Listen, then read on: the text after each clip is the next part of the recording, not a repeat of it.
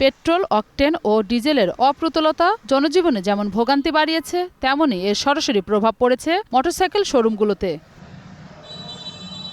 টাঙ্গাইলের বিভিন্ন শোরুমে ক্রেতা আকর্ষণে দেয়া হচ্ছে নানা ধরনের ছাড়, বিশেষ অফার ও সহজ কিস্তির সুবিধা।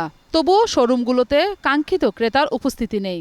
জ্বালানি সংকটের কারণে ভবিষ্যতে যানবাহন চালানো নিয়ে অনিশ্চয়তা থাকায় অনেকেই সিদ্ধান্ত থেকে সরে আসছেন। সংকটের এই প্রভাব শুধু বিক্রিতেই সীমাবদ্ধ নয়, বরং পুরো ব্যবসায়িক চক্রেই নেতিবাচক প্রভাব ফেলেছে।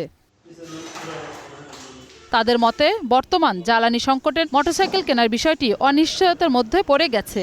8-10 ঘন্টা দাঁড়িয়ে 200 টাকা বা 300 টাকা তেল নিতে এইভাবে ভোগান্তিতে করে মোটরসাইকেল চালানো কোনোভাবেই সম্ভব না। নতুন একটা গাড়ি যে কিনবো, আমরা ওই কিনে ঘরে ফালাই রাখা লাগবো, কাজ করতে আমরা গাড়ি কিনতে পারতাছি না। তেলের সংকট যা পর্যন্ত না দূর হবে ততক্ষণ পর্যন্ত আমি আর মোটরসাইকেল কিনবো না। ডিলাররা বলছেন, এই জ্বালানি সংকটে তাদের অনেকটাই হিমশিম খেতে হচ্ছে, তুলনামূলক একদমই বেচাকেনা নেই। জ্বালানি তেলের সংকটে আমরা মোটরসাইকেল বেচতে পারতেছি না, আমরা খুব হিমশিম খাচ্ছি। আমাদের সরকারের কাছে একটা আবদার, যাতে এই জ্বালানি সংকটের বিষয়টা সরকার বিবেচনা করে।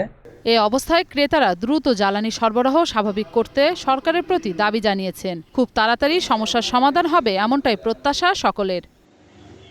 মৌসুমী মৌ, গ্রিন নিউজ ডেস্ক।